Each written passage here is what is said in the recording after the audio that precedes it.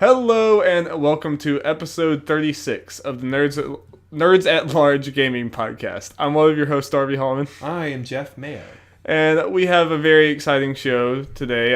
News is a little bit light, but we have some cool game announcements, and we're going to be talking about games in 2018 that we are excited for, and we're also going to be revealing the winner of our Game Awards betting.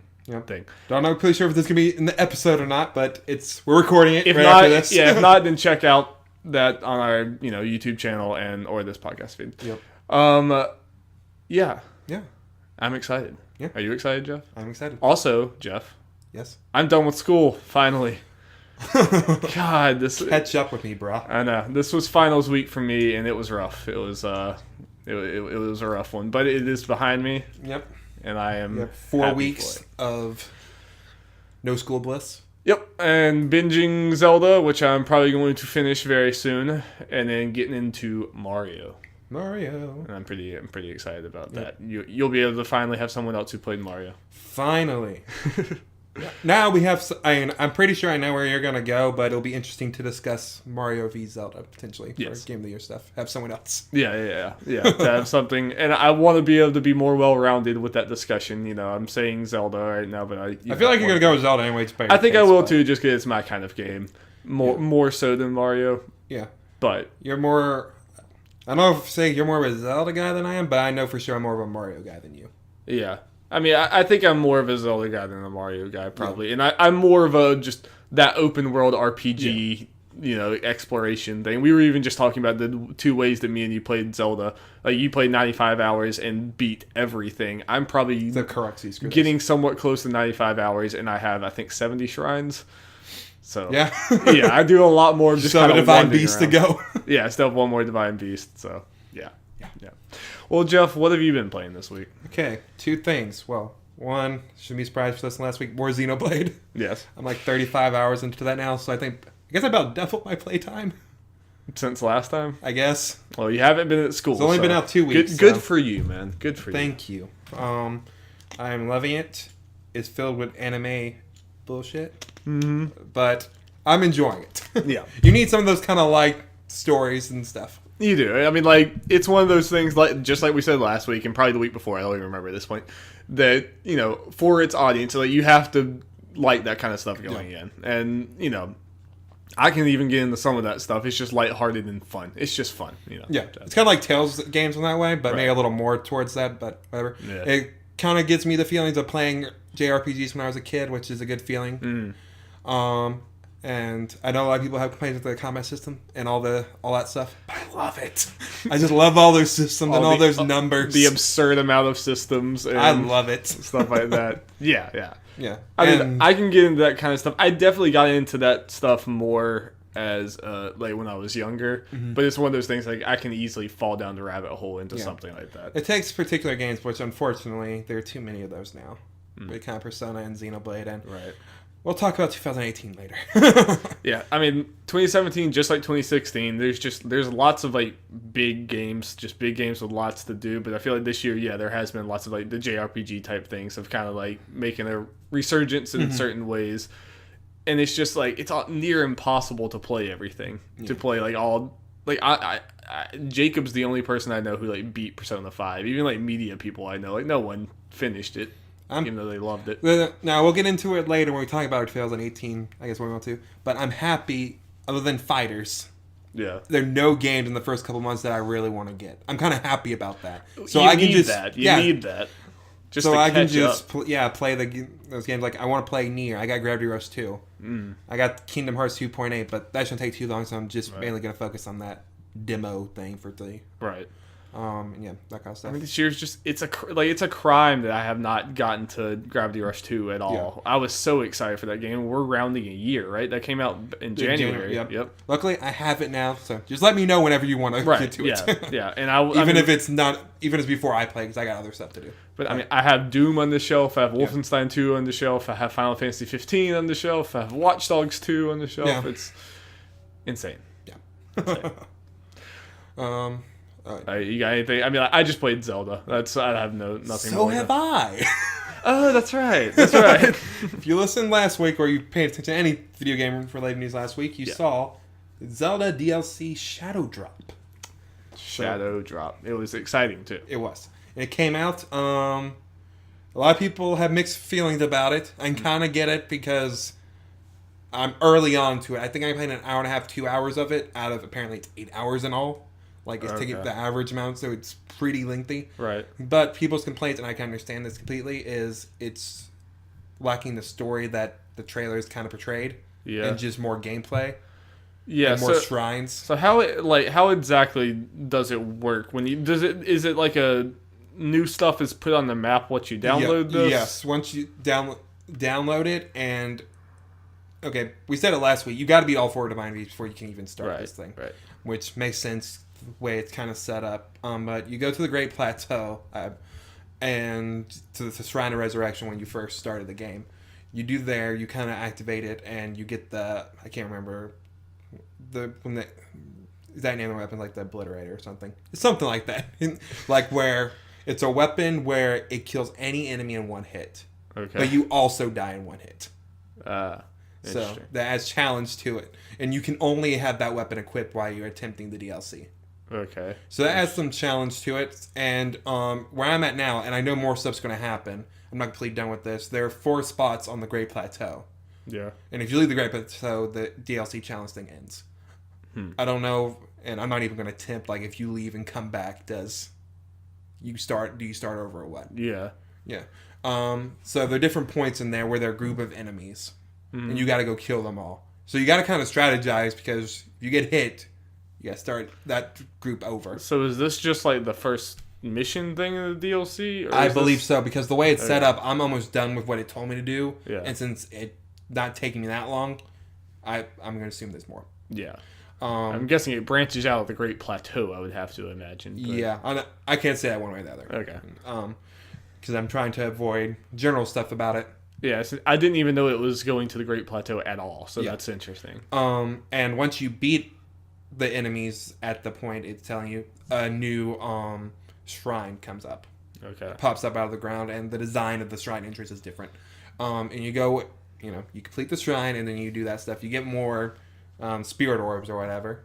So I'll be able to increase my endurance more. Yay. Because I got all the hearts I can have. Okay. But I will say it's about... Yes, I think I can understand people's disappointment as far as the story goes.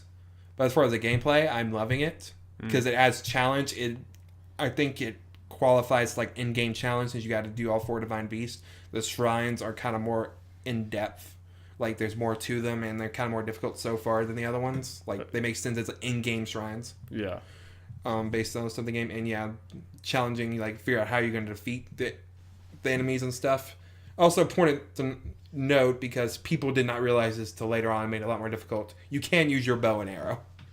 Okay, did it seem like you couldn't or something? It didn't straight out set it, but you can use it. Some people thought you only had to use that, and that made it a lot more difficult. Okay. I can imagine. Okay.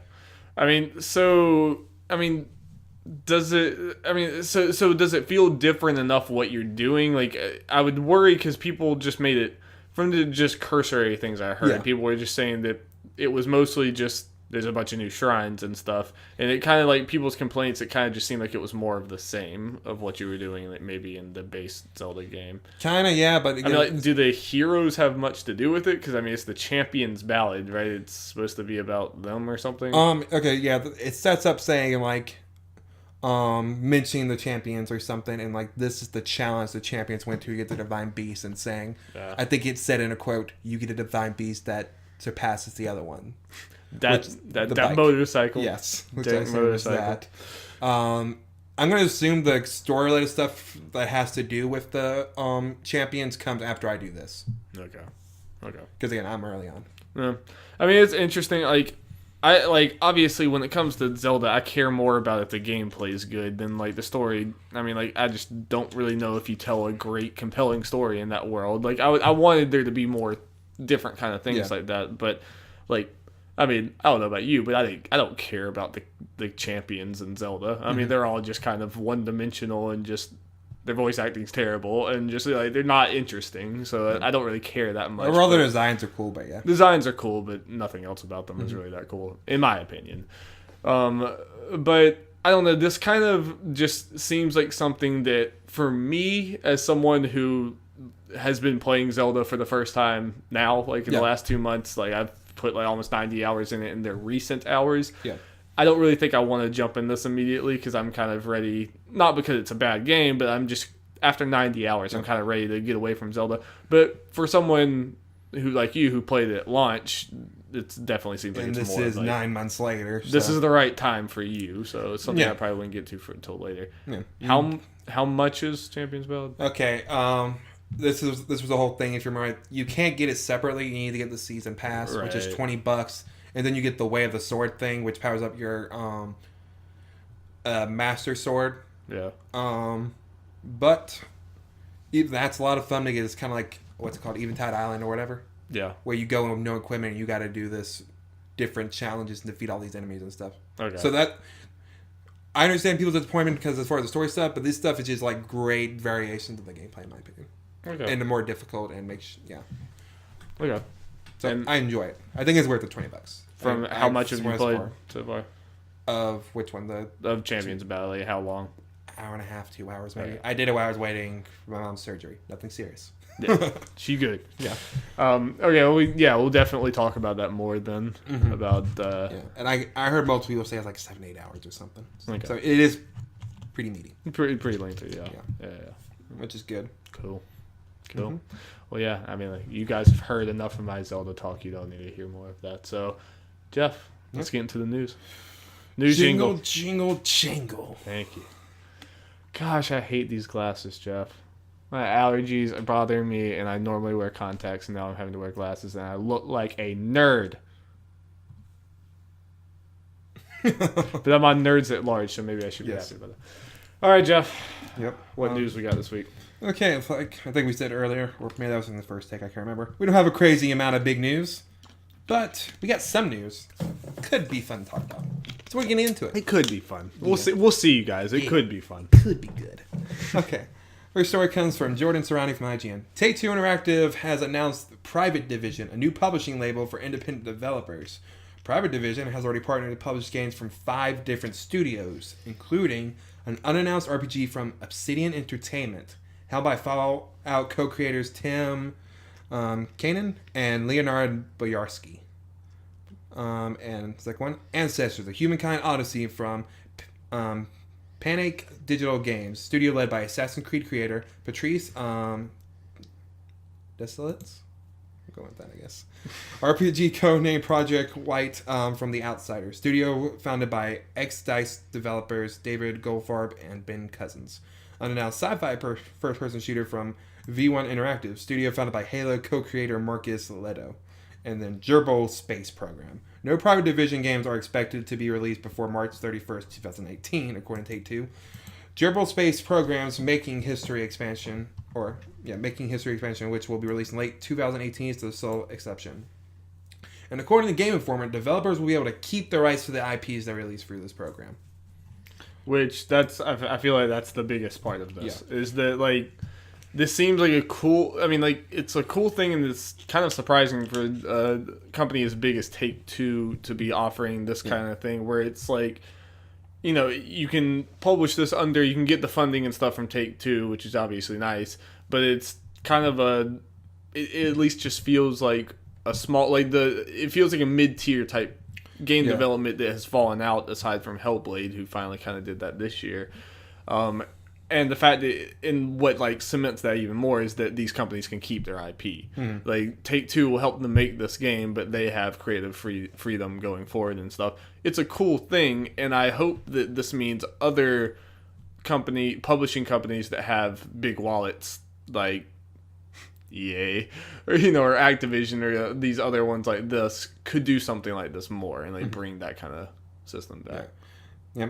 There's a drink for all the reasons you said it, and also all these games, some of them are announced, the names that are behind them. Yeah, Obsidian. Ex-DICE. Obsidian is huge, and studio led by Assassin's Creed creator, Obsidian. Studio founded by Halo co-creator. So, if this can help start the thing that Hellblade started. Right. That's just good news for everyone. I hope that, I mean, like, you have to think that Hellblade was at least the inspiration of making those. That looks with other than Gerbil Space Program. None of these games can be that far along because they say the earliest is March 31st, 2019. Yeah, so this is probably a pretty new organization. Or new, all these games are pretty early on, so yeah. Yeah. I mean, I think it's really cool, and yeah, it would be more of a, that's neat if it wasn't for the names attached to this. It makes it feel like something bigger than it is. I agree. And the take $2 can help you, like this is a good middle ground between making an indie game where, like, if things fall apart, your entire job falls apart and everything falls apart. Like, at least you have some sort of security here when you have a publisher like Take-Two, but it's not like, you don't have to fight to get your license. You don't have to fight with publishers for what to put in your game. You kind of have the rights. And if this stuff is successful enough, you can kind of do more stuff on your own. You have these IPs you can still build off on without Take-Two being like, It almost makes me wonder. I mean, like, I think they'll, from everything they're messaging, I think they'll be fine on their own. But this almost kind of seems like a fit for IO with Hitman almost, where it's like they have their own thing. They've proven they can do it. If like Take-Two or someone offered them this type of kind of like no strings attached offer, that could be something. But I kind of have a feeling IO might just make a new Hitman game solely on their own, which they're already in development of. They're already working on. That's a really good point. Is IO and Entertainment pretty much taking the Hellblade approach? It kind of seems like they're the next ones. I mean, like, it's obviously, it's not... It's a little bit because it's a IP everyone knows. Yeah, but at the same time, they're kind of doing their own things with it, and this is kind of the first time Hitman and this IP with them will be unshackled completely. So it does kind of seem like, I mean, like, at least if we're like following this narrative, they do seem like they're set up to be the next ones to like the indie AAA-ish, like the blurring the lines between them, because like quality wise, looks like a AAA game, but it was made in this smaller way. It's cool. I like that kind of stuff. I need to play Hitman. I have it. Speaking of games that are on the shelf that we need to get to. Okay, so let's move on, Darby. This comes from Luke Riley from IGN. To mark the 30th anniversary of the Street Fighter series, Capcom has announced a massive compilation of Street Fighter games on its way to PS4, Xbox One, Switch, and PC. It will arrive in May 2018. Street Fighter 30th anniversary collection will come with a tongue-twisting total of 12 games. I'm not going to name them all. Just know it's pretty much everything that involves Street Fighter 1, 2, and 3. And 4 games within the collection: Street Fighter 2 Hyper Fighting, Super Street Fighter 2 Turbo, Street Fighter Alpha 3, and Street Fighter 3 Third Strike will support online play. Players will be able to duke it out against the CPU while they wait for friends to challenge them in online battles. Lobbies will support up to 4 players, and each game will have its own global leaderboard. The collection will also feature a museum packed with original concept art plus a music player. So, Darby, how upset are people who bought that Street Fighter 2 version for the Switch? How upset they are? Because this is the same price. Yeah. And they get that game in here. This is $40. Yeah, that's bad planning, isn't it? Yeah. It's a year later. I would be like, did they not know they were doing this?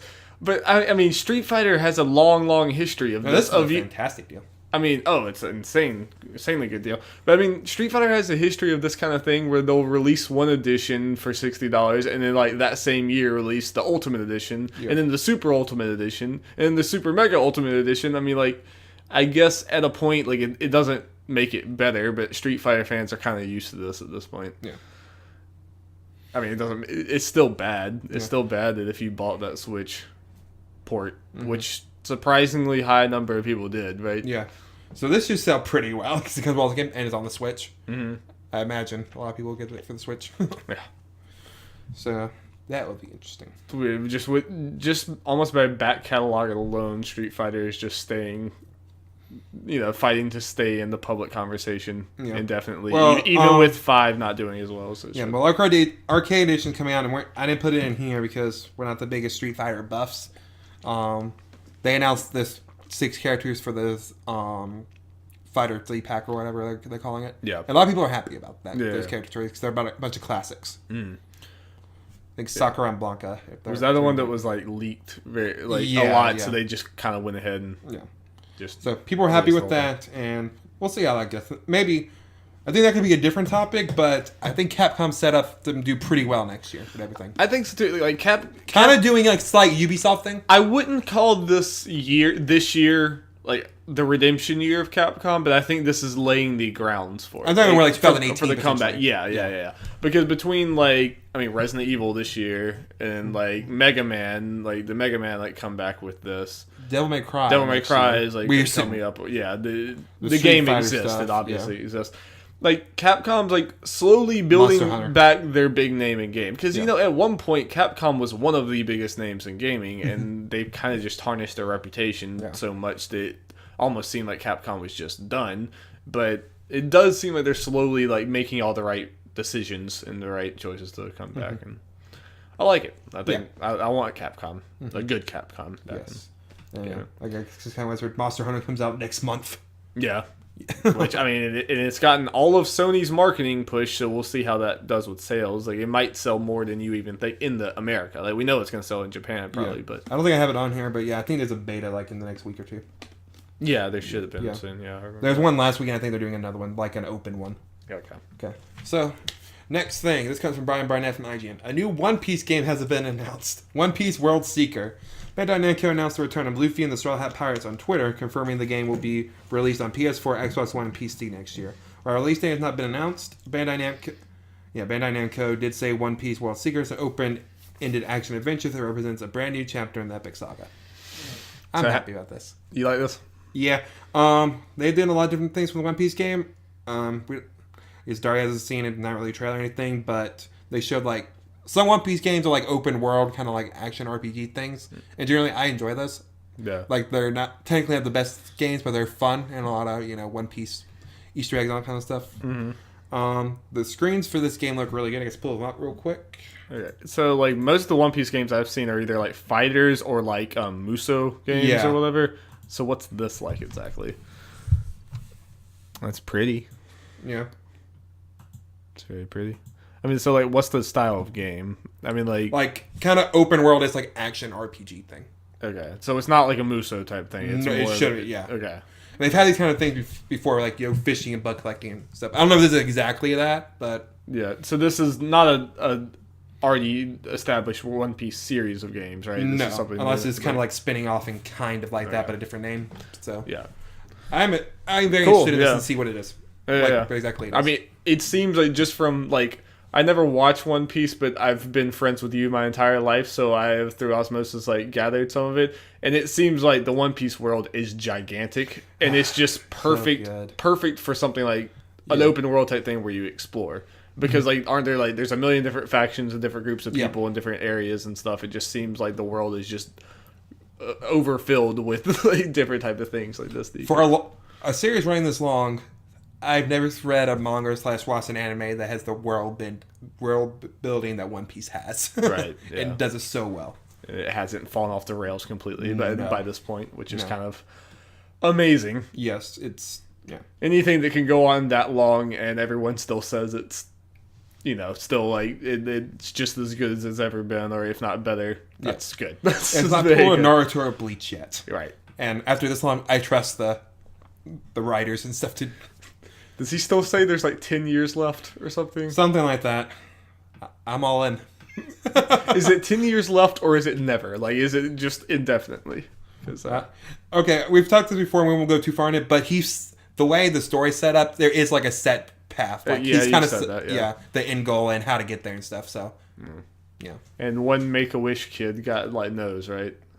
Yeah. Knows the ending of it. Yeah. That kid's got the secrets, Jeff. Yep. Okay, let's move on. We have some PSX news we need to talk about. Because, it wasn't announced, I don't think, when we recorded last week. No. This comes from Alex Gilly from IGN. Patapon 2 Remastered has been announced for PS4. According to the PlayStation blog, the sequel to the rhythm-based 2D platformer will be released for PS4 sometime in 2018. The remastered port will feature 4K support on PS4 Pro, brand new minigames, new Patapon types and evolutions, and 8 drum rhythms. Players will also be able to create their own Patapon hero. Oh! Game changer. Let's go! I'm sure Greg Miller is very happy. Yeah. I have not seen his reaction yet, but I'm sure he's very happy. Or maybe I have. Maybe. Oh, I think they did. I think they did, yeah. No, it was interesting He didn't take off his shirt, though, so I guess he wasn't that excited. But yeah. He didn't like take out your hand, like Patapon painted on the chest. So and put on he really excited. And put on the Spider-Man hat and enter my nightmares. Wait, Darby, he's never worn the Spider-Man hat. Oh, you're right. Spider-Man. That was Spider-Man. Just shows up sometimes. Yeah, okay? Yeah. Spider-Man's a lot bigger than I thought he'd be. Yeah. A lot hairier too. But. Yeah. Why doesn't he wear shirt? Okay, moving on. Now, I was thinking about this is the fact that they are adding stuff. Obviously, like the brand new mini games, new types, and you can create your own thing. Yeah, I mean, it's unless the hero thing was in. It's good. It's better than just the port. I mean, like correct me if I'm wrong. Correct me if I'm wrong, but they haven't announced the new Patapon, right? No. I mean, like it seems weird to like remaster 1 and 2 with this, and then like I feel like maybe they're trying to make a resurgence. And PlayStation, like Sony's been doing this a lot with Crash and then now Medieval. I mean, like those are much older, but it just seems like they're trying to dig into their back catalog a lot, and they even remastered Loco Roco, didn't they? Yes. I don't know. Maybe they are, and Greg would be very happy about that. But also, I don't really think Patapon Remastered sold very well, from what I remember. But who knows? Yeah, make the fans happy. I mean, Greg is literally the only person in gaming media that I know who talks about Patapon at all. Someone has to. Someone has to carry that torch. Yep. Okay, moving on. This is also from Alex Gilad from IGN. Life is Strange is coming to iOS this week.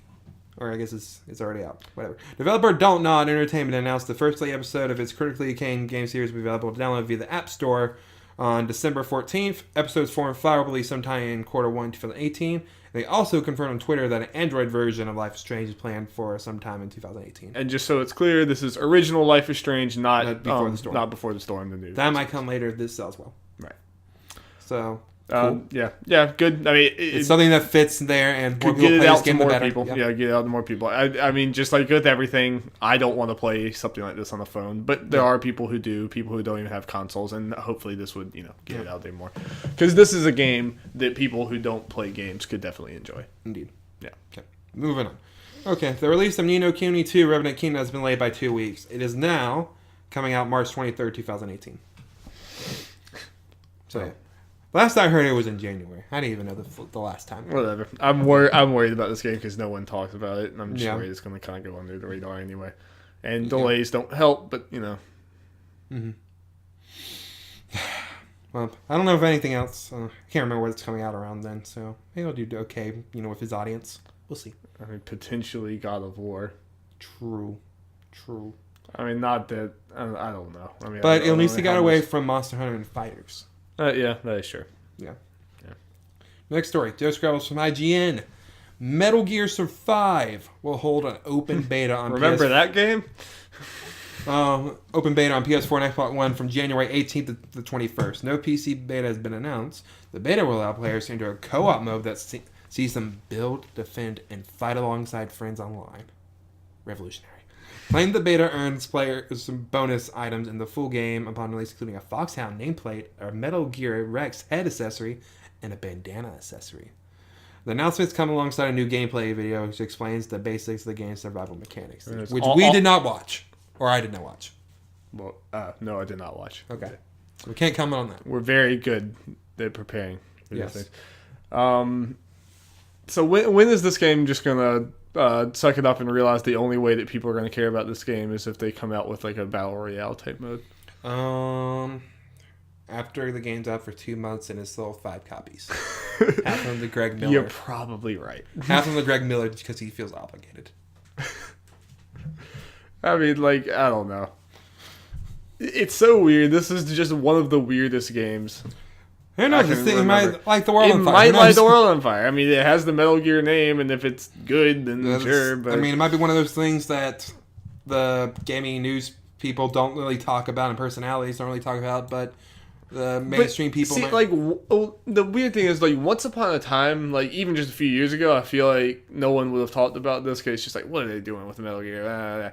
Now, I just kind of feel like there's been so much, like, morbid curiosity about this game that I feel like people are going to talk. Like, at least when it comes out, good or bad, I feel like the news organizations and stuff, the IGNs of the world, are going to talk about this game. Oh, I agree, and if it's good, I feel like they'll give it a spotlight because everyone's just expecting this game to fail. And there are eyes on this game just because of how weird the situation is. Yeah.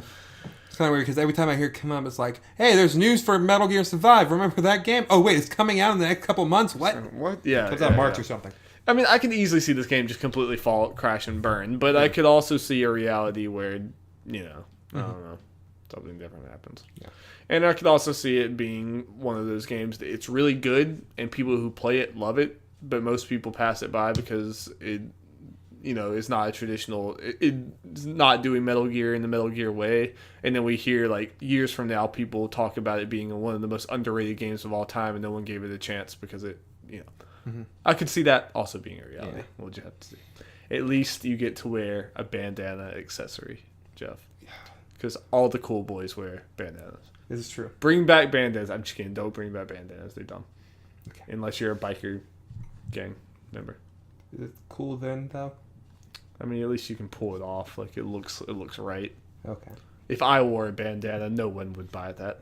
There's not a soul out there that would look at me and say that's okay. That man that man should be wearing that bandana. Mm-hmm. No way.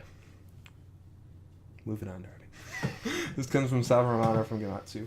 Beerus, Hit, and Goku Black are playable in Dragon Ball FighterZ. The latest issue of V-Jump reveals. Yes, finally. In addition to the new fighters, the magazine also has information on 2 new gameplay elements. First one, Come Forth Shenron. Shenron appears during battle. The 7 Dragon Balls will gather one by one as you pull off specific numbers or combos. You and your opponent share the amount of Dragon Balls gathered.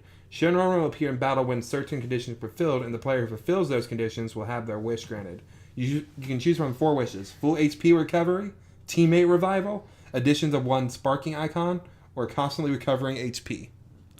Sounds like some Jeff Mayo BS. I'll know how to get it every time. Yep. I'll never exactly what this sounds like. And dramatic production reproduces famous scenes from Dragon Ball before and after the battle when certain conditions were fulfilled. So is this going to be something like items that you can turn on and off or something? I'm not sure about turn on because this is the first time they technically revealed it. Because I generally don't like this type of thing in fighters. Yeah. I want everything to be more of me doing my moves against you doing your moves, not this. I imagine there's something to be able to turn off. I would hope. Yeah. Cause, I imagine this is the type of thing that also the fighting communities, tournaments, are not going to like this. They're not going to want that to be a thing.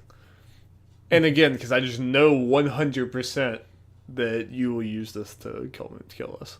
This is just the most Jeff Mayo moves in the world. Yep. But as far as the other thing, I like the dramatic production thing. That's the thing in the trailer we watched from Festa or whatever.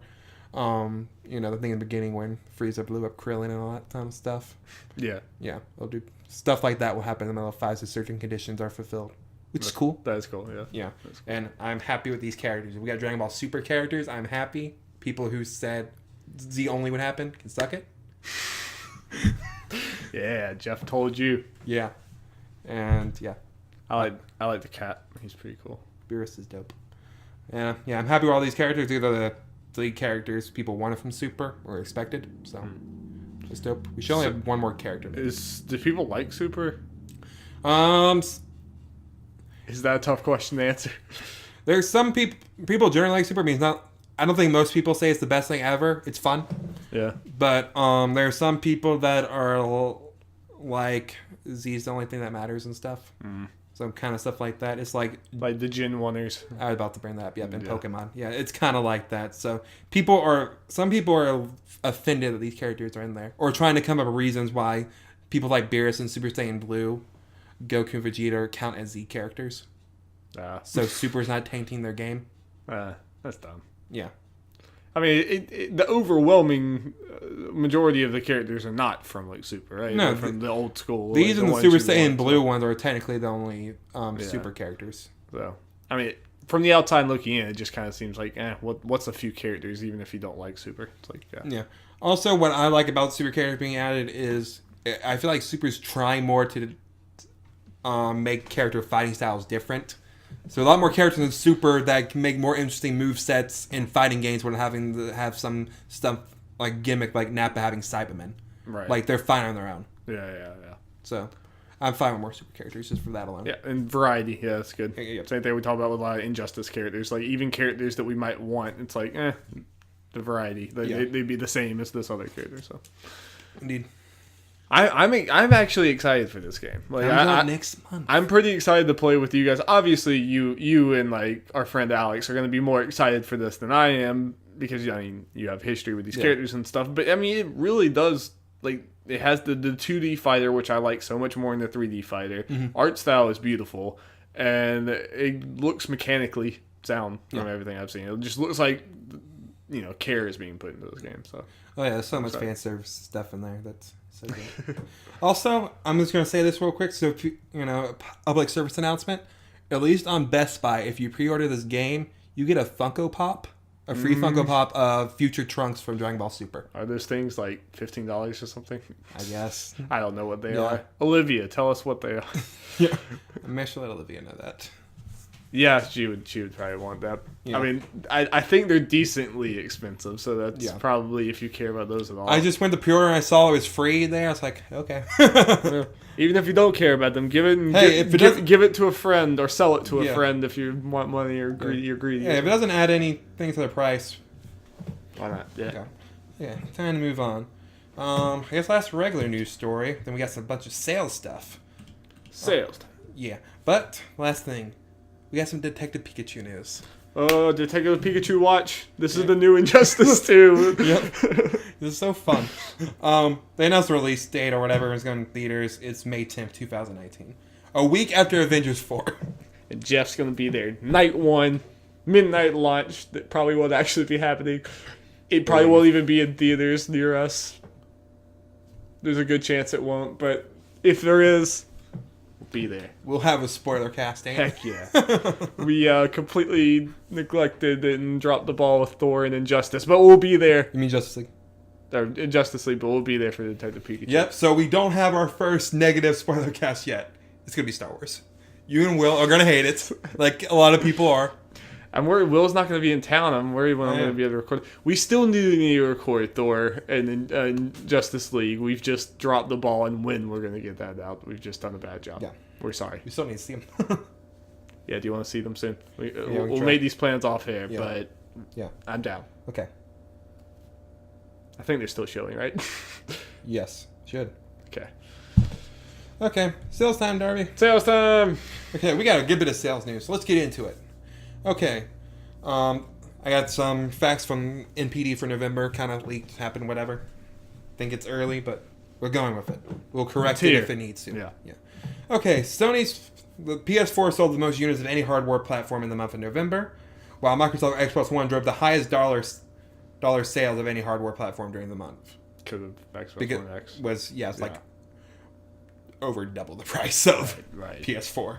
And so it's new. Yeah, Switch wasn't the highest in anything because it's in the middle, I guess. It's the price rather than all that kind of stuff. And we have the top gains for the month. Not going to go over all of them, top 20, but we at least go over the top 10 and anything else interesting. Yep. Number 1, Call of Duty World War II, which I think also is the top selling game of the year now. Star Wars Battlefront 2, number 2. That's kind of surprising because the sales we talked about last week had it very low. Yeah, it's kind of very surprising. I mean, like, all right.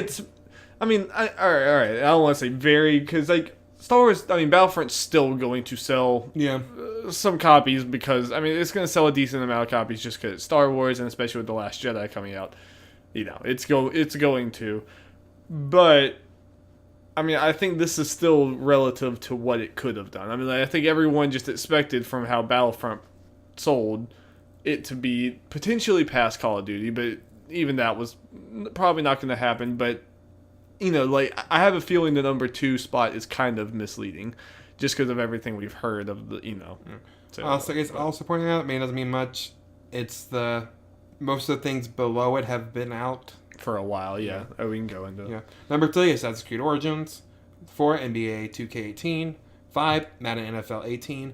6, Super Mario Odyssey. Does not include digital sales. 7, FIFA 18. Need for Speed Payback, number 8. Destiny 2. Doesn't include Battle.net sales. Number 10, and I'm just going to throw in 11. Pokemon Ultra Sun, number 10. Not including digital sales. Number 11, Pokemon Ultra Moon. No digital sales. Right. Yeah. So that is the top 10/11. So, it's interesting. A lot of it's not that surprising. I'd say the most surprising thing is maybe Battlefront. Yeah. Also, Mario, like, I think that's high for Mario. Like, those sports games are always going to sell. So the fact that it's right under the sports game, and that's not including digital. Yeah, and the Switch has a fair amount of units. We'll get to that later. Yes, but obviously not as many as these other are going on to. So. Yep. Yeah. Okay. But it's going to be yet another year where Call of Duty is the best-selling game. Indeed. Speaking of that, I will just go over the updated list of best-selling games in 2017 so far. Number 1, Call of Duty World War II. Number 2, Destiny 2, not including Battle.net sales. Number 3, NBA 2K18.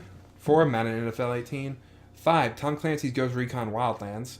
6, Legend of Zelda Breath of the Wild, not including digital.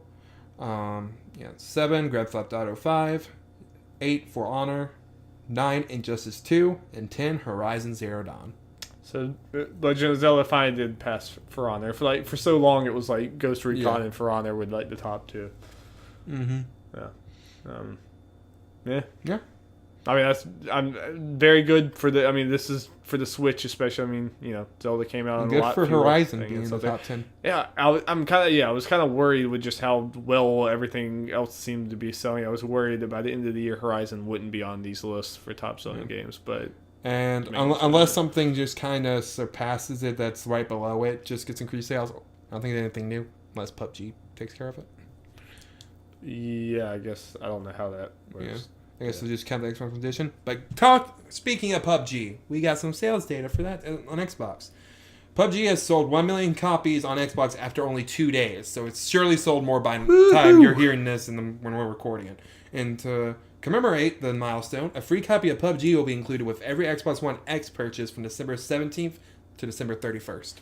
So, yeah, when you hear this, for the rest of the year, you get PUBG with Xbox One X. Probably makes people wish that they had waited a few weeks to get their Xbox One X. Yeah. But, no, well. PUBG's only $30. I mean, it's only saves you $30. But sounds like it's been kind of a miniature disaster, the PUBG port for Xbox. I'm sure it's something like, in a few months, we're not even going to think about the fact that it was a disaster because it'll be fine by then. But it really does, like, from what everyone's saying, like, the textures are terrible, it runs terrible, there's just lots of problems with the Xbox One thing. It definitely seems like this is one of those things they were saying this year, they kept saying this year, so Xbox was like, we're putting this out this year. Like, it's not ready to go out, but we need a win. Yeah, I think I heard it's an earlier, pretty earlier PC build or something, and it's, if you compare it to the PC version, it's set on low settings. Yeah, basically. Yeah. I think Xbox just desperately, they haven't had exclusives. This was their exclusive, basically, for this year. This was their big thing, and they needed this out this year before holiday, desperately, no matter what state the game was in, which it obviously is not ready yet, but I think it will be. Yeah. I mean, this game's too big for them to just let it stay in that condition, and especially with the Xbox One X, which is powerful enough to handle it once they get it ready. So I mean, I'm not saying don't buy PUBG on Xbox. I think at some point it's going to be ready. It's just not. Just know that if you're getting into it, it's not fully there yet. Okay. Yeah. While it's, I think it is 1.0 or it's about to be 1.0 on PC, it's still technically early access on Xbox. So yeah. Yeah. So moving on. Darby, you want to talk about a quick Uncharted series sales thing? I do. The series has racked up a lifetime sales of 41.7 million units since 2007. Still only a fraction of what probably GTA 5 has sold. Right? I know, we can't compare the two. Yeah. But no, that's good. I mean, I think that at least sounds good. I don't know. When we get to this high of numbers and this high of game, this many games, I don't know what's good and what's bad. But 41.7 sounds like a big number. So, between let's say 6 games. Yeah. Get that right. The average is 7 million. Not all of them are excited because the way the Vita version did. Right. The Vita game did. But if your game series is getting an average of 7 million, you're doing something right. Yeah. I don't think. Well, I wonder if that counts that card game thing. That was a thing, right? I don't know. I think it was like a Vita card game thing. So okay.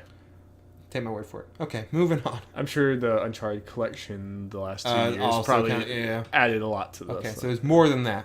Okay. Moving on. The Nintendo Switch has sold 10 million units worldwide in its first 9 months on the market. And as of September 30th, Switch sales were at 7.63 million, meaning Nintendo has sold nearly 2.5 million units of its console in the last 2.5 months. And this is actually sold and not just sent to stores. Shipped, yeah. Things climbing fast. It might actually surpass the Wii U in its first year. The Wii U's 13 million, right? Around, give or take. Yeah. It's 3 million off. Like it made. It has 4 months. And it made 2.5 million in 2.5 months. Yeah. It only has to do that one more time and it's right months, there. Yeah, and it's right there with the Wii U. It's crazy. Yeah. It's awesome seeing this console just continue to build up momentum. I want to have a kind of a full-length conversation with you at some point, maybe a main topic about something. I do want to talk about what we think about Nintendo's 2018, because I do kind of feel like this has been such a banner year for Nintendo that it's almost inevitably next year is going to fall short of this year, and that's not necessarily that's not anything wrong. I just wonder how that will affect the Switch or whatever. Do we have some games anywhere close to the cultural phenomenon of Legend of Zelda and Mario Odyssey? Does Kirby or Yoshi or even does Metroid Prime come out next year, even if it's the end of it? Do we have these type of things of what does 2018 look like for Nintendo? And I hope that it's a continual rise up. And not I don't feel like we'll know anything really. I mean, if you just look at what we have right now, not really much, but I say wait till at least the January Direct. Yeah. Because I think Nintendo's going in a general direction with the Switch. They're just not trying to announce stuff too far in advance and everything. I mean, I know the Metroid Prime 4 and technically Pokemon, but I feel like they just kind of had to because people were kind of demanding it. Yeah. I also feel like it's not the most glamorous and exciting thing, but I think from now for the next 4 years, we're going to see every few weeks some company is going to be announcing an old game that they're porting to the Switch. Yeah. And it's not glamorous, but that sells things. I mean, people buy those old games. Skyrim's probably sell millions of copies on the Switch. I don't even know what it did. It's these type of things, to have your back catalog on the Switch means more than having your back catalog on the PS4 because you can take it anywhere you go. And not that thing, but we got Bayonetta and Bayonetta 2 coming out in 2 months. Yeah. Ports are going to help the Switch a lot, and it helps the fact that Nintendo is they can only produce so many first-party games, and these ports help a lot. Okay. Speaking of Nintendo sales, interview variety, Nintendo of America president Reggie Fils-Aimé said something to this. 3 titles have been purchased by more than 50% of Switch owners. The Legend of Zelda Breath of the Wild, which won Game of the Year, the Game Awards, Mario Kart 8 Deluxe, and Super Mario Odyssey. Another title, third-person shooter Splatoon 2, has been purchased by 1 in every 4 Switch owners. So, main reason about this is the whole Mario thing. I guess that means if this counting the 10 million, Mario sold 5 million copies. Nice. Nice. I assume at least 4 million. Yeah, 4 million, 5 million copies. Yeah, 50%. Yeah. Depending what the sales were when he said this, but yeah. Yeah. It's good. Yeah. And it's just crazy to think that half of Switch owners own this game. That means Mario Kart 8 has sold another 4 to 5 million since the on the Switch, yeah. When it sold 8 million or something on the Wii U. God. Yeah. Sheer amount of money that one game has probably made. People talk trash about pretty Mario Kart 8 Deluxe. I think that worked for Nintendo. It did. No, it absolutely did. I'm fine with them porting games like that because for other people who weren't Nintendo mega fans like you, a lot of people had not experienced the DLC. Yeah, that's what I mean. Yeah, exactly. Yeah. And Bayonetta 2, for example, a lot of people really wanted to get their Wii U for that, but didn't. Yeah. Now they'll get this. Now they have a Switch. I hope the Bayonetta ports sell as well. But I have my coworker. I mentioned him before in here. Who's really into games. We talk a lot when we're working. He said Bayonetta 2 put him over the edge. He's getting a Switch now. Nice. It's a no-win, but he's. Nice. There's too much. Shin Megami Tensei didn't do it. Fire Emblem didn't do it. It's just stuff like that. Bayonetta was the. And you're just sitting there, and it's just slowly, piece by piece, it just becomes more and more and it's I have to get this thing. Yeah. There's enough. Okay, so last news story. This comes from Brian Barnett from IGN. Doki Doki Literature Club has surpassed 1 million downloads. Dan Salvato, the founder of Doki Doki Literature Club, developer Team Salvato, made the announcement thanking the many media outlets and content creators who highlighted the game and helped make its success possible. Light nerds at large. I'm sure he was talking about us. Yeah. In light of the success of DDLC, Salvador said, quote, I want to do my best to continue giving the Literature Club the attention it deserves while I work on my next game. Salvador says, well, end quote, Salvador says that he doesn't have anything to announce at this time, but he is considering options to provide more DDLC or Doki Doki Literature Club related content in the future. Yeah, if you missed our podcast a few weeks ago, this is like, I love this game. It's free to download on Steam, so definitely go get it. It's one of those, it's like, it starts out like a crappy dating sim and then turns into a crazy, like, psychological horror thing, and it's awesome. And I'm happy to see this just becoming more and more of a phenomenon. It's kind of crazy. Yeah. And I like that I'm actually, like, this is one of these things that I was actually, like, played before it completely erupted. Like, I played it before, like, a lot of people knew. I'm just happy. I'm usually not that early on these type of things. Yeah. Also, I mean, you know, one of the staples of the Nerds at Large Gaming podcast, Jeff, is pointing people to other people's content and away from ours. Definitely check out MatPat for the Game Theorist channel on YouTube. He just made a 2-part theory thing for Doki Doki Literature Club. I think it's objectively the best work he's ever done. And the editing in those videos are insane. It's kind of crazy how far that channel has come. Like, the editing is like movie quality stuff. And the theory itself is really good. It's just awesome. 2 awesome videos. So make sure play Doki Doki, but then go watch those. Same to you, Jeff. You can that message goes to you too. Yeah, so Darby, ready to move on to the main topic? Yep, main topic. 2018 games, Jeff. There's a decent amount announced. Yep. Others that, you know, some with dates, some with not. But yep. 2018 is kind of looking like another 2017 as far as amazing games. Yep. And I'm kind of excited. Me too. Are you excited, Jeff? I am excited. Oh, Jeff, what are we doing here in this main topic? Okay, we're just pretty much going to talk about like our 5 or so most anticipated games of 2018. And just so people know, we're talking about games that at least have a date or a general thing of 2018. So Last of Us Part 2 does not count, for example. Right. I'm assuming, yeah. And that game's not coming out in 2018. Yeah. People like to think give it up. Give it up. It's not happening. As long as like people said 2018, even if it doesn't end up coming out, they'll probably give a hint of potentially one of my games. But let's move on. Okay, well, let's start with number 5. Jeff, I'll let you go first. I picked A Way Out. So did I. Well, that's good. That was the one I was a little unsure about, but we picked it. So is your number 5 as well? Just make yes, sure. Okay. yeah. Both of our number 5s. Obviously, this game is just like, I'm so sold on the idea of this game. I mean, obviously, we don't know enough. I need to see like how it shakes out and everything. But the idea of having that story that you can play local multiplayer on the couch with your friend, such a cool idea. Mm-hmm. I like the whole idea that you can move around while the other players in a cutscene. Yeah. And I hope they play with that in unique ways. Yeah. Like, what you do, if you do something in the cutscene, it could, like, the cutscene ends or it alters what happens in there by you doing things. And I imagine this is going to be a game that you could replay and do things completely differently and have. This is going to be a Let's Player's dream. Oh yeah. It's going to be one of those games. And I'm very looking forward to playing it with you. And it's something. And it's coming out in March. We have a date, like March 23rd or something. And it's a bold thing to have. Like, no, this game is couch co-op. Yeah, couch co-op. And you cannot play it otherwise. And I saw people complaining. I was like, how can you play it without it though?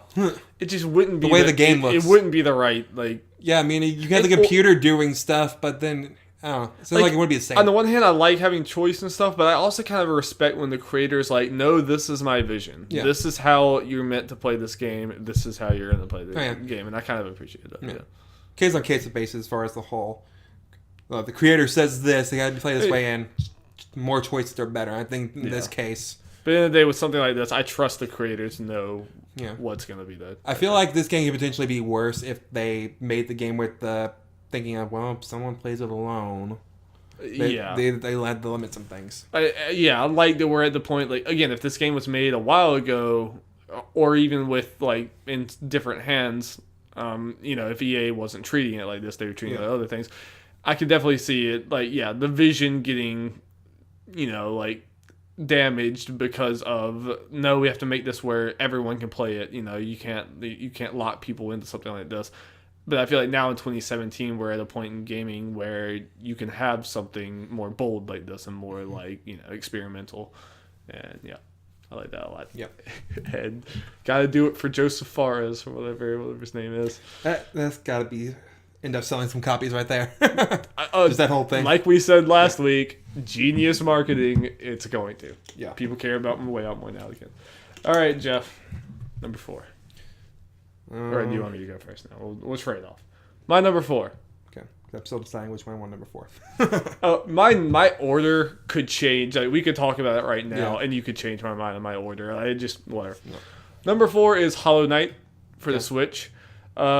This game looks right up my alley. It's like it gives me the Ori and the Blind Forest vibes that I've been searching for ever since I beat Ori and the Blind Forest. Art style looks amazing, and like the gameplay looks like that Metroidvania type thing. I've heard nothing but great things from it. And the Switch is just perfect for it. Yes. That is the perfect game for the Switch, and that's part of why it is on PS4 and stuff right now, right? That's part of why the thing. I don't know if it is. It might not be. It might only be PC. But even if it is on PS4, I want that game on Switch, and I'm willing to wait for it. And if we're just talking about games in 2018 that I'm excited for, even though that game's already out right now, like that is an experience I'm looking forward to having in 2018 on the Switch. So yeah, let me see. Doesn't look like it's out. I don't know. Not seeing anything saying it's out. I know it's out like on PC. And yeah. Yeah, I'm talking about consoles. Yeah. Jeff, what is your number 4? I'm gonna go with Spider-Man. Okay. Is that on your list? It is not. Okay. That's well, as we talked about, Spider-Man is one of my favorite Marvel superheroes. It's being made by Insomniac, who I have perfect trust in, especially after playing Ratchet and Clank last year and playing, not all of it, of course, but Sunset Overdrive early this year. Yeah. Like, the way they do traversal, like, I feel confident they can make Spider-Man feel right. Yeah. I mean, it seems like that was... Sunset Overdrive was like the perfect stepping stone and precursor to them being, tackling this project. And me and you were more skeptical on that E3 thing, the E3 demo thing more than other people. But from the people who've seen more stuff behind closed doors that made it clear, like, hey, all that quick time event stuff, that's not the majority of the game. Yeah. That's just certain story stuff. Yeah. And I think they've announced since then, we haven't talked about, they actually have comic book writers that have worked on the story since the beginning. I don't think I knew that. I think it just happened last week. Yeah, and I played this sort of thing. I think they announced it at PSX at something. So that makes me feel a whole lot better about the way the story is going to be. Yeah. And I don't know, just everything about it looks really good. Yeah. Also, I want to make sure, like, I mean, me and you together were more skeptical than most people. That was mostly me. I want to jump on that grenade instead of you, because I know that when this game comes out and it's perfect, I want to be the one that was skeptical, not you. Yeah. You are more excited about this game. I'm more skeptical, and I'm probably going to be wrong. But I'll also throw this out there. Reason I put this, and might be a spoiler for the rest of my list, but it's. As far as like the big Sony first party, like God of War, Detroit, or something, that's the only one I have on my list. Yeah. But this one, because I feel like I can more confidently say I'm going to get this like right away than God of War and stuff. And that's what excitement is. It's like what you're personally excited for. And Spider-Man being your favorite superhero, it's my favorite superhero too. Yeah. The Marvel stuff. All right. Well, what's your number 3, Joe? Number 3, Dragon Ball FighterZ. Yeah. Let's go. Should have seen this coming. Yeah. I knew it was going to be somewhere. Yeah. Yeah. Again, it's next month, so my hype is building. The roster is great. Like, I can't really nitpick the roster at all. I don't really have any problems with it. Like, they have 20... It's hard to find negative things to say about this game. I guess one thing you say, they have the 2 Gokus and 2 Vegetas. Yeah. I'm not counting Goku Black as a Goku because that's not... story. I don't even know. Yeah. But I guess the only thing is the Super Saiyan Blue Goku and Vegetas. That's whatever. It looks like they're doing enough to make them different. But as far as the ones I feel like have to be in it, from Dragon Ball Z and Dragon Ball Super so far. As far as how far they got in the story, I feel like the roster's about perfect. I like what they're doing to the fighting styles overall, trying to make characters which and the story, like in the manga and anime, kind of fight the same. That's been the problem with Dragon Ball Z in particular. All the characters kind of fight similarly. Punchy kickies and different colored energy blasts and stuff. I feel like they've done a good job of what we've seen with all that stuff. Yeah. And we have 23 characters, and they make the last character, Android 21, their original character, which they can do anything with. I'm fine with that. I feel like it's the perfect way to do it. It's time for DLC. I'm happy instead of retreading the Dragon Ball Z story again in a game. They're actually doing their own thing. I like that a lot too, yeah. Yeah. And with the, well, not necessarily the Shenron thing, but with the cinematic event things we talked about earlier in the podcast, I'm excited about that. That's just a cool little Easter egg thing. So, yeah. Also, like, it'd be easier for me to pick mains because I can have 3 of them on my main team at once since it's, 3-on-3 fighter. Right, yeah. I think this is going to be a staple in our, like, have everyone in the house together rotation as far as, like, fighters and multiplayer games. Yes, I'm so excited. Yeah. Only a month. Only a month. All right, my number 3. This is my number 2 and number 3, again, will change 1,000 times. But my number 3 is God of War. I'm so just everything I've seen with this game is just, it kind of took me by surprise. I never thought that I would care about God of War again. If there was going to be a God of War in development, I never would have thought it would have been like this. And it's just everything, every like preconceived notion you have of God of War, Santa Monica is just like flipping it on its head with this one. The story looks like it's going to be fantastic. The gameplay matches more of like 2017 standards, just the more slower but tight thing, behind the shoulder thing like that. More deliberate. Yeah, the kid seems awesome, and he seems like he's going to be a cool companion, and I'm loving the fact that Kratos is a character. Kratos is not just this ball of teenage angst, middle school Dr. Pepper, or, Mountain Dew, Dorito, like that type of era of gaming. A middle school era of gaming. I'm glad that he's out of that and they're actually like making him into a character. The Norse mythology seems very interesting. Yeah. The world looks amazing. So really, I just can't say enough good things about that game, and I'm just something about those trailers just excite me more than any of the. Really, it's the only it's the only one. So far, it's the only Sony game like that on here. I can go ahead and say that now. And there's a reason why. It excites me more than any of them. And I just kind of can't wait to get to it. Yeah, I think part of the reason, like, as we mentioned before, you had some problems with Spider-Man, which you're, thinking might not be true. But you have more history with God of War than I do. So that's probably something that this kind of means, Kratos being actually a character means more to you more. Right, to you it's just like, okay, it's a good character. Good. Yeah. To me it's like, this is finally a good character. Yeah. Yeah. So I totally get that. Totally get that. So, what's your number 2, Darby? My number 2, again, number 2 and 3 could be switched so many times, but my number 2 is Red Dead Redemption 2. I knew that was going to be on there. Yeah. Now I'm trying to think what your number 1 is. It's going to surprise you, probably. Okay. I love Red Dead Redemption, and 2017 Rockstar, like, having learned everything they have, and they've been toiling away on this game for so long, I feel like there's no way this game is anything short of a masterpiece. Because the last game, Grand Theft Auto 5, and that was 2013. Yeah. They've done like lots of content. Online, but building a game from the ground up. No, like obviously the team, they've had a core team on Red Dead Redemption 2 obviously for years. Yeah. Probably even before 2013, because they were probably working on it before that. Red Dead Redemption. I can imagine what pushed it back is, and I know this might be something you have a problem with. Depending on how they do it, the whole online thing. I imagine the Grand Theft Auto Online thing. Okay, now we got to build something with this. It's going to be a thing. I expect that they'll handle it with enough care to where the people like me will get my fill of it, and I'll probably stop playing Red Dead Redemption 2, and it'll be millions of other people who 3 years later are still playing it, and that's just, I'm not going to be. Yeah. To me, it's going to be a one-time experience. As long as the single player mode is worth it for you guys, I'm happy.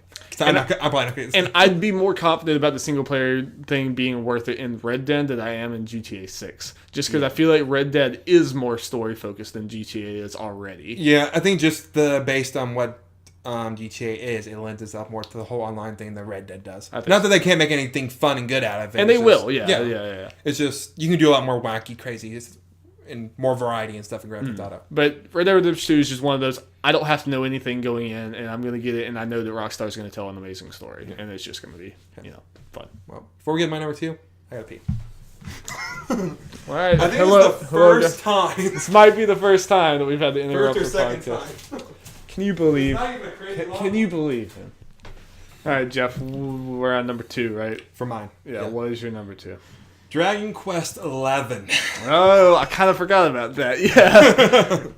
So, as we've talked about before with Dragon Quest on here, this is the first numbered one that's on a console that's not online in a while, since Dragon Quest 8, which is one of my favorite games of all time. It's like GameCube, right? PS2. PS2. It was on the game. It wasn't on the GameCube. Okay. PS2 is is it? I couldn't remember. I knew it was around that time, when we were playing those things. Yeah. So really excited for that. For what I've seen, impressions of people who played the Japanese thing is good. Okay. Some people try to understand it. Is it out in Japan? It's out in Japan. The whole game is not the Switch though. Okay. The Switch version is coming later. So hopefully when that comes out here, we'll just get both at the same time. So we don't know when it's coming out yet. We technically don't know which version they're coming. PS4 we can guarantee. Okay. We just don't know, I guess, technically if the Switch or the 3DS version are coming to the West. Okay. But if the Switch version comes out at the same time and it turns out it's good, very identical, I'll get that one. Yeah. So is it kind of... is it a new style of Dragon Quest, or is it kind of the old school style, or a mixture of both? And what do you want it to be like? I haven't followed it too much as far as that, especially now to avoid stuff because the game's out technically. I wanted to kind of return the kind of similar thing with Dragon Quest 8, kind of open world and stuff, kind of like an old RPG with that kind of style, and just kind of do that. Yeah. Honestly, I'm having trouble remembering what kind of gameplay it has. I know I've seen it. I'm trouble remembering. It's still it's turn-based. I think stuff it is, like that. Did they mess with? They didn't mess with that at all. I don't think they messed with it crazy enough. And again, it's the first one on console since 8 that's not an MMO. No. Some of my earliest gaming memories is watching you play those games and the slimes and everything else. And I think I watched you play a good bit of that game because I used to. Jeff was several years older than me, and back when we were kids, that was more of an age difference. So I watched Jeff play lots of games, when we were kids, and that was definitely one of them. I remember that and Xenosaga are the ones I remember watching you play the most. Port Xenosaga to Switch, please. The collection. That's a rumor though, but that's for another time.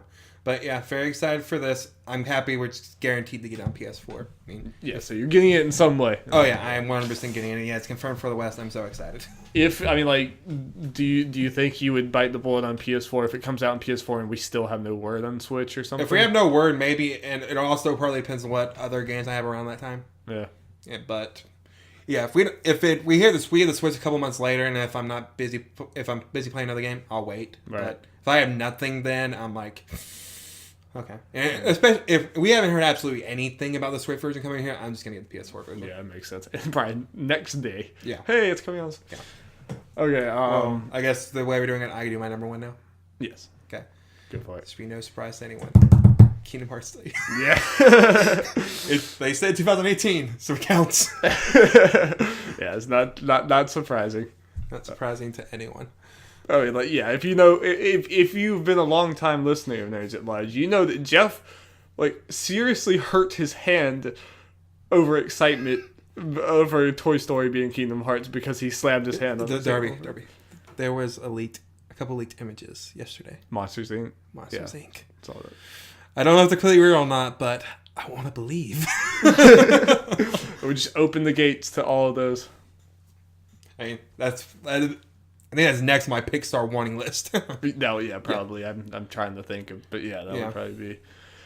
It'd be awesome. Yeah. It's a perfect fit. Yeah, I don't think I have to go more because I've talked Kingdom Hearts to death on here. I talked so much about it.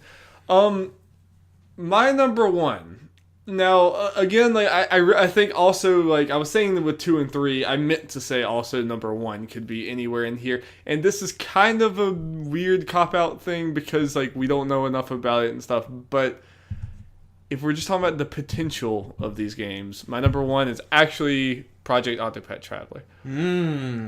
I think the potential of this game, the potential of this game telling the type of story that it told in that Primrose chapter that we played, yes, with the beautiful art style it had in there and the like old school, like, you know, pulling on nostalgia strings and that voice acting, first person thing, and the amazing voice acting, all that together, I think the potential of this game is through the roof. And I just kind of feel like this game just notches so many very, very particular things that I love. Like, it's this type of game, like this turn-based JRPG that I grew up loving, but the one thing that all of those JRPGs that I grew up loving, the stories, while I love them, they're not the most compelling, like realistic, great things in the world. But and the weird thing is, I like those like cheesy JRPGs that I grew up loving, and I also love like movies, like artsy movies that tell like compelling stories. Those are two very different things. I know this kind of seems like it's combining those. Yeah, it's that gameplay I love, but it's telling like a really deep and emotional story with weight and stuff. And if it can meet those things the way that it's acting like it does in this demo, could be one of like my favorite games of 2018. So if we're just talking about the excitement level, I'm pretty darn excited. Yeah, that was having number 6. That was it was between that and A Way Out. Which I'm kind of glad we didn't do that, so you didn't have to like, well, my number 1 is. Yeah. I mean, there's like I said, like I think me and you were, or I was saying before when I was trying to think of these. It's weird comparing Project Octopath Traveler and Red Dead Redemption. Yeah. It's just they're completely different games, but you know, yeah. Well, I'm a giant weeboo, so I got a bunch of Japanese stuff in my game at all times. My top 2 are JRPGs. Yeah. Well, I'm glad I at least surprised you with my number 1. Yeah.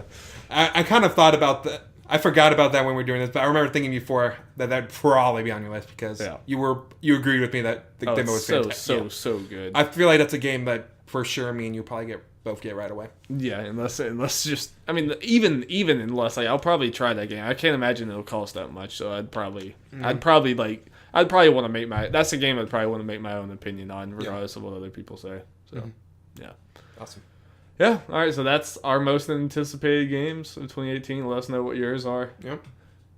I think 2018 is going to be a good year. Yep. Another good year. It's going to be light in the beginning for us, but we kind of like that. Yeah, we need that. I think we all need We need some catch-up. We all need catch-up. But not to say the first couple months aren't really... has some huge games. It's just not our taste. I mean, even like, I still think God of War is coming out sometime in those first few months. I think they're just waiting a long time to announce it. Not that I think I'll get to it probably right away, but Far Cry 5. Yeah, that's not until March. That's in the March area. So, as far as us goes, I got Dragon Ball FighterZ next month. I mean, we kind of do, so you can play that too, of course. At least January and February looks more light. As opposed to last year with Horizon and then Zelda the very next week in March, but you know. Yeah, I mean, Dragon Ball FighterZ between the two of us, I think, is the only game like we're talking about getting, and then not till March where Way Out comes out, God of War potentially, Far Cry's coming out, right. Probably some other stuff in the beginning. So yeah, it was exciting. I mean, like it. I think 2017 is going to go down as one of the best years in history, but I think 2018 is looking up too. I think it's looking like a very good year. And more Switch. I'm excited to see Virtual Console potentially. Maybe. Yeah. And anything else they do. Well, thank you guys so much for listening. One thing I forgot to say at the top of the show, we just recently put out our second Let's Play. It was I challenged Jeff to a race in Legend of Zelda Breath of the Wild. It's a race to Death Mountain. We made it a multiplayer game. Yeah, we made Zelda a multiplayer game because I just can't stop playing Zelda. So I had to do something. We won't say who wins here, but shenanigans was involved. Shenanigans happen. So look forward to that. And be sure to tell me how bad I am at editing. I'm trying to get there. I made Jeff laugh. Yeah. So, this one part in particular. You'll know it when you see it. Yeah, you'll know it. So watch the whole thing. I know it's 30 minutes long. I tried to make it shorter than that, but it was hard. I'm getting there. Yeah. I'm getting there. So, thank you for watching. Thank you. And look forward to our PSX Game Awards betting special thing, results show, which we will be recording. Yes. Right after this. If it's not on your podcast feed, look on YouTube. Yep. It'll be here somewhere. Also, I'm sure we're going to do a Last Jedi spoiler cast. I'm seeing it on Tuesday. I'm sure I will not be there. Yeah, I'm sure we'll be doing that. I'll find someone to talk to Star Wars, or I'll just talk into a microphone on my own. I'll do something for it, and you can look forward to that. I can read what happens and ask you questions on how you feel. Oh, you could do that. You could. If you can't find anyone else. You could be more of an interviewer almost about it if you want to do that. And it'll be a little less awkward than me talking to myself into a microphone. Because I don't care afterwards. I read spoilers because why not? Because people were kind of mixed about it. So I cannot listen to Jeff about anything. I'm very interested to see what Darby feels about some things. That's all I'll say. All right. Thank you guys so much. Thank you.